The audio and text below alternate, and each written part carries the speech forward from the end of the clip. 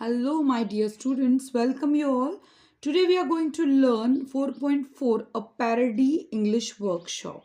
So, I have already taught you a parody meaning in Marathi also and what it's mean.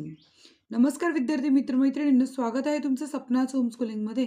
आपण parody म्हणजे विडंबन काव्य हे अभ्यासलं होतं, त्याचा अर्थही समजून घेतला होता, पण आज आपण त्याचा इंग्लिश वर्कशॉप सोडणार आहोत. सो फर्स्ट क्वेश्चनला सुरुवात करण्या अगोदर जर तुम्ही सपनाचं होमस्कूलिंगला नवीन असाल, लगेच हा चॅनल सबस्क्राईब करा, बेल ऐकन दाबा, म्हणजे तुम्हाला सगळे व्हिडिओ तुमच्या मोबाईलवर सर्वात प्रथम भेटतील. आणि मी आहे सपना टीचर, मी पुणे जिल्ह्यातनं आहे. Translate the poems into your mother tongue. Poems का म्हटलंय? कारण इथे 2 कविता आहेत म्हणून पोएम्स म्हटलं. सो आता याचं काय करायचं आहे, अर्थ लिहायचा आपल्या मातृभाषेतनं, तर आपण लिहूयात. आता मी ही कविता वाचते एकदा आणि त्याचा मराठी अर्थ लिहिलेला दाखवते. जस्ट ब्रशअप करा. ज्यांनी व्हिडिओ बघितला नसेल त्यांच्यासाठीही मदत होईल, किंवा नसेल बघितलं त्याची लिंक मी डिस्क्रिप्शन बॉक्समध्ये देते, तो बघून घ्या. मग तो वर्ड टू वर्ड तुम्हाला समजेल. How dot the little BCB. How doth the little BCB improve its shining hour and gather honey all the day from every opening flower? How skillfully she builds her sail. How skillfully she builds her sail. How neat she spreads her wax and labors hard to store it well with the sweet food she makes. So आता या कवितेचा आपण अर्थ बघूया. छोटी व्यस्त मधमाशी कशी करत असते. काय म्हणू शकत नाही. वॉट म्हणजे काय आणि हाऊ म्हणजे कसे. त्यामुळे हे कसेच येणं गरजेचं आहे. कसे, कशी, काय. तर काय वापरू नका, कशी किंवा कशी वापरा. छोटी व्यस्त मधमाशी कशी करत असते. प्रत्येक तास ती सुधारत चमकदार बनवते आणि संपूर्ण दिवसभर ती मध गोळा करत असते. प्रत्येक उमललेल्या फुलामधून ती तिचे मधाचे पोळे कशी इतक्या कौशल्याने बनवते. कशी ती तिचे मेण नीटनेटके पसरून ठेवते आणि किती कष्ट करते ती सगळं साठवून ठेवण्यासाठी तिनं तयार केलेलं गोड अन्न. तर अशा प्रकारे आपण या पहिल्या कवितेचा अर्थ बघितलेला आहे. आता आपण दुसऱ्या कवितेचा अर्थ बघू. How dot the little crocodile. How doth the little crocodile improve his shining tail and pour the waters of the Nile on every golden scale? How cheerfully he seems to grin. How neatly spreads his claws and welcomes little fishes in with greeny smiling jaws. तर अशा प्रकारे इथे आपल्याला ही कविता भेटली. त्याचा अर्थ बघूयात. छोटासा मगर कसा करतो. तो छोटासा मगर कसा करतो, त्याची चमकदार शेपटी सुधारत असतो आणि नाईल नदीचे पाणी ओतत असतो त्याच्या प्रत्येक सोनेरी खवल्यांवर. कसं तो उत्साहाने दात काढून हसतो, त्याचे पंजे कसे व्यवस्थित पसरलेले असतात आणि त्याच्या जबड्याच्या आत येणाऱ्या छोट्या माशांचे स्वागत तो सभ्यपणे हसून करतो. तर ही आहे लेविस कॅरोल यांची कविता. याचा अर्थ आपण आता बघितलाय, लिहिलाय. असाच अर्थ लिहून घ्या. की तुम्हाला वेगळ्या पद्धतीने लिहायचं असेल तर तुम्ही लिहू शकता. आता सेकंड क्वेश्चन काय बघा. Find an example of a parody along with the original from your mother टंग. म्हणजे आपल्याला काय करायचं, विडंबन काव्य आपल्या मातृभाषेतले शोधायचे आणि ओरिजिनल त्याचे काय होते आणि त्याच्या काय विडंबन आलंय ते आपण लिहायचंय. तर मी तुम्हाला काही विडंबन काव्य त्याची नावं देते, त्याचे ओरिजिनल देते, लिहून घ्या. मग ते ओरिजिनल तुम्हाला शोधायचं असेल तर तुम्ही लायब्ररी शोधू शकता किंवा ऑनलाईन शोधू शकता आणि मग त्यातनं हवं ते लिहू शकता. सगळ्यात पहिलं आहे की 19व्या शतकात स तेलंग यांनी संगीत हजामत या नावाचं एक लहानसं नाटुकलं प्रसिद्ध केलं. सौभद्रातील पांडू नृपती इत्यादी पदाचे त्यात केलेले विडंबन बरेच लोकप्रिय झाले. तर ओरिजिनल काय आहे, ओरिजिनल आहे पांडू नृपती, हे पद ओरिजिनल आहे आणि त्याचं संगीत हजामत हे काय आहे, विडंबन काव्य. ठीक आहे. आता पुढचं आहे नाग लिमये यांचे मेघदूत या काव्यावरील बल्लवदूत. मेघदूत हे ओरिजिनल आहे आणि बल्लवदूत हे त्याच्यावरचं विडंबन आहे. पु ल देशपांडे यांचे अंगुस्थान विद्यापीठ तसेच शांभवी एक घेणी या नाटिकेत पु शी रेग्यांच्या माधवी एक देणी या काव्यात्मक नाटिकेचे बहारदार विडंबन आहे. म्हणजे माधवी एक देणे हे ओरिजिनल आहे आणि शांभवी एक घेणे हे विडंबन आहे. ठीक आहे. आता आपण झेंडूंची फुलं बघतोय. प्र के यात्रेने लिहिलेलं खूप प्रसिद्ध आहे, ज्यामध्ये वाङ्मयीन दृष्टी न ठेवता ठोकळेबाज प्रश्न काढणारी परीक्षा पद्धती याचा उपहास केला, याचं विडंबन केलं. तर हे झेंडूंची फुलं हे अत्रेंनी लिहिलेलं आहे. सो अशा प्रकारे आपल्या मातृभाषेमध्ये अनेक काव्य अनेक लोक करत असतात विडंबन म्हटलं की. तुम्ही करू शकता विडंबन अगदी कशावरही. तर हे जे पॅरडी आहे तर हे ओरिजिनल काय आणि त्याचं काव्य कसं केलं इथे दिलंय, तुम्ही त्याप्रमाणे लिहून घ्या. आता अति महत्वाचा पार्ट आहे, बिलकुल स्किप करायचं नाही. 106 हा का कारण एवढं सांगते हट्टानं बिलकुल स्किप करायचं नाही, कारण लँग्वेज स्टडी जर आला ना व्यवस्थित तर मग इंग्लिश बोलायला इंग्लिश लिहायला प्रॉब्लेम होत नाही बाळांनो, त्यामुळे लक्ष द्या इथे. So the language study some transitive verbs can have two object. For example, आता मी एक व्हिडिओ केला होता लँग्वेज स्टडीचा 4.3 चेसिंग मॉन्स्टर या धड्यातलं एक लँग्वेज स्टडी. त्यामुळे ट्रान्झिटिव्ह आणि इनट्रान्झिटिव्ह वर्ब कसे ओळखायचे त्याचं आपल्याला व्यवस्थित शिकवलंय. त्याचा व्हिडिओ पण केलाय, तुम्हाला दाखवते. इथे बघा लँग्वेज स्टडी पेज नंबर 104 वरती व्हिडिओ केलाय मी, बघितलं नसेल तर बघून घ्या. ट्रान्झिटिव्ह म्हणजे काय, इनट्रान्झिटिव्ह म्हणजे काय समजून घ्या आधी. तर ज्या वर्बना ऑब्जेक्टची गरज पडत नाही त्यांना इनट्रान्झिटिव्ह म्हणतात, आणि ज्या वर्बना ऑब्जेक्टची गरज पडते त्यांना ट्रान्झिटिव्ह वर्ब्स म्हणतात. आता इथे ट्रान्झिटिव्ह वर्बची उदाहरणं, त्या उदाहरणाचंही तुम्हाला दाखवते. They gave him a book. They gave him, त्यांनी त्याला दिलं. इतका पण अर्थ कळतो ना आपल्याला. हिम, त्यांनी दिलं त्याला. काय दिलं काय नाही दिलं माहीत नाही, पण त्यांनी काहीतरी दिलं यांनी पण एवढा अर्थ पूर्ण होतं, वाक्य पूर्ण होतं. पण ते गेव हिम अ बुक यांनी आपल्याला काय मिळतं वाक्यामध्ये, सब्जेक्ट तर भेटलाय, वर्बही भेटलाय, पण वाक्यात ऑब्जेक्ट दोन आलेत. हिम पण एक ऑब्जेक्ट आहे आणि बुक पण एक ऑब्जेक्ट आहे. यामध्ये आपल्याला वाक्यात दोन ऑब्जेक्ट मिळाले. ठीक आहे. आता इथे grandmother told us a story. Grandmother told us, आजी आम्हाला म्हणाली, इतका अर्थ कळतो. पण तरी कसं आहे, अ स्टोरी म्हणजे काय, आजीने आम्हाला गोष्ट सांगितली. इथे टोल्ड भूतकाळ आहे, इथे वर्ब आहे. टोल्ड काय, वर्ब, टेलचं भूतकाळी रूप आहे, पण हे वर्ब आहे.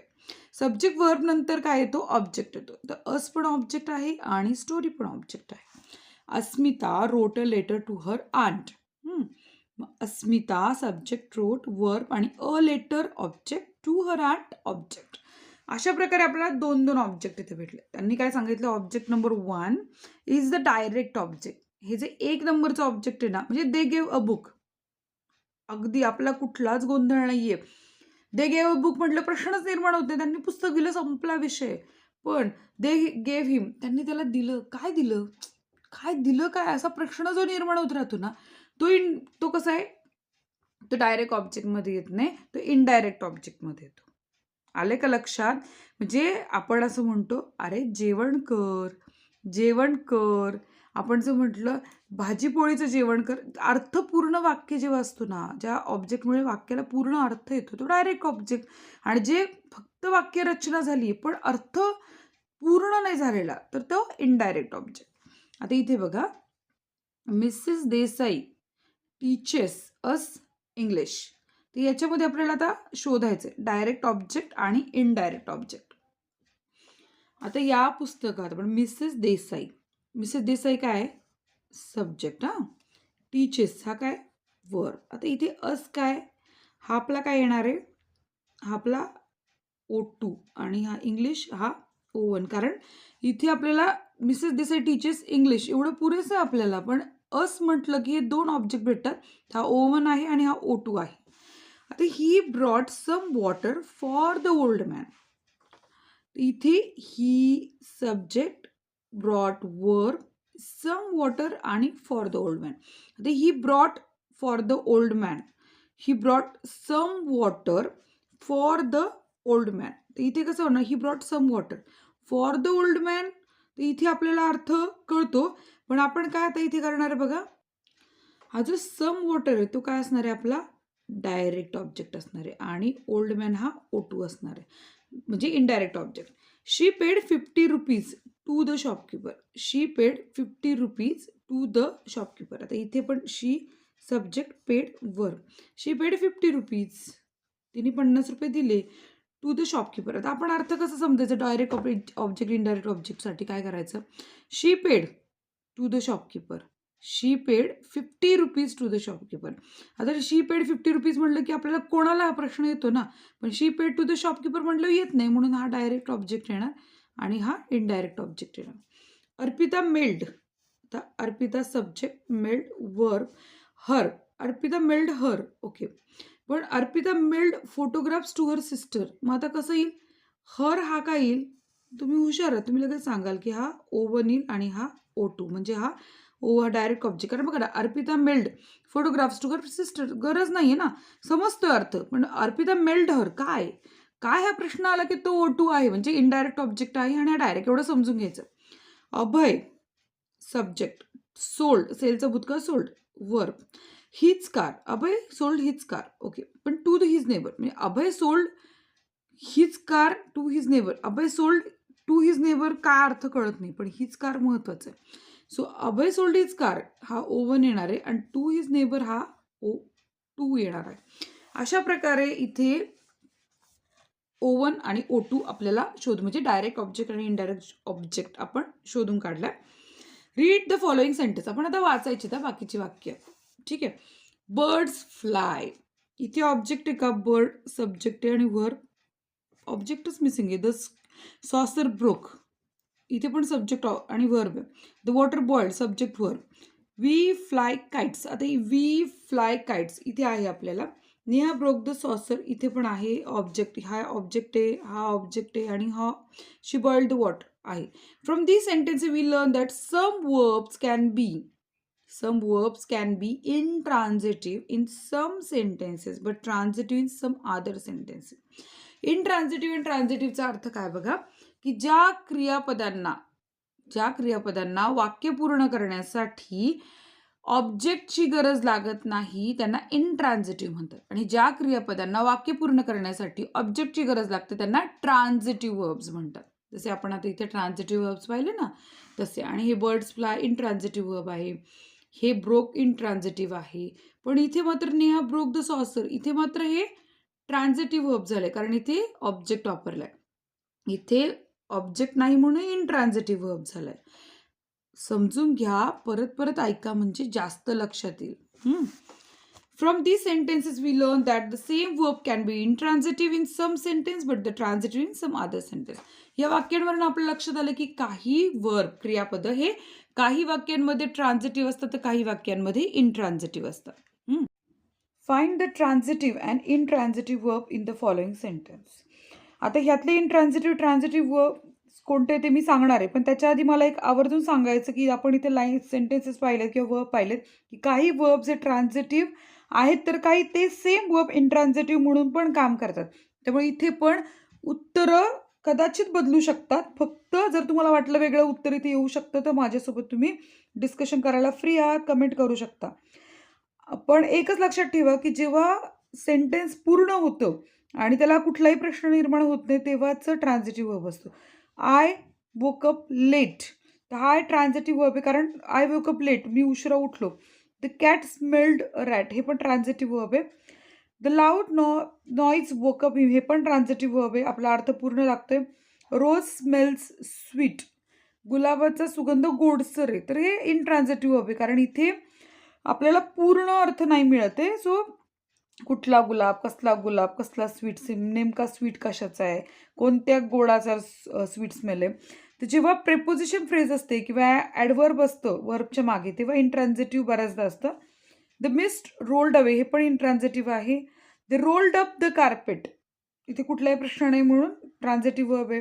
इट रेन्ड हेविली हे इनट्रान्झिटिव्ह वर्ब आहे कारण याच्या वर्ब नंतर इथे आपल्याला ॲडवर्ब मिळतंय. सो माईट बी कोणाला ते ट्रान्झिटिव्ह वाटू शकतं पण मोस्टली हे इनट्रान्झिटिव्हच वर्ब आहे. पोर द मिल्क हे पण इनट्रान्झिटिव्ह वर्ब आहे. पोर द मिल्क दूध कशामध्ये ओतायचे, ग्लासमध्ये ओतायचे, कपामध्ये ओतायचे, खाली ओतायचे, काय नेमकं उत्तर क्लिअर नाही म्हणून intransitive verb. The bell rang bell वाजली हे पण इनट्रान्झिटिव्ह वर्ब आहे. आय फिल्ड द बकेट हे ट्रान्झिटिव्ह वर्ब आहे. रिंग द बेल ट्वाईस, आता इथे नंबर आलेला आहे, रिंग द बेल ट्वाईस हे इनट्रान्झिटिव्ह आहे. सो मे बी हे ट्रान्झिटिव्ह पण कोणाला वाटू शकतं पण जेव्हा वाक्याचा अर्थ पूर्ण होतो ना, प्रॉपर ऑब्जेक्ट असतं तेव्हाच ट्रान्झिटिव्ह वर्ब असतं, त्यामुळे इथे इनट्रान्झिटिव्ह म्हटलं. Baby bounce the ball transitive verb. Baby jumped up and down हे इनट्रान्झिटिव्ह वर्ब आहे. The glass was full intransitive आहे. Baby caught the ball transitive verbs आहेत. याच्यातले चेंजेस तुम्ही परत माझ्याशी डिस्कस करू शकता पण ट्रान्झिटिव्ह आणि इनट्रान्झिटिव्ह तुम्हाला कळालं असेल. आता आपण नेक्स्ट क्वेश्चन बघूयात. TOW म्हणजे 2 मिनिट्स ओरलवर ए आणि बी मधली वाक्य करायची पटापट आपण करू. Give me, pay her, show us, teach him, read it, pay them, sell them, read Asmita, give him, show them, sell her, send Asmita, tell us, sell it. So अशा प्रकारे आपण यातले शब्द घेऊन वाक्य तयार केलेत. अशा प्रकारे तुम्ही अनेक वाक्य तयार करू शकता. आपला वर्कशॉप कंप्लीट झाला आहे. जर तुम्हाला व्हिडिओ आवडला असेल तर लाईक करा, शेअर करा, कमेंट करा आणि सपनाज होमस्कूलिंग चॅनलला नक्की सबस्क्राईब करा. Bye bye.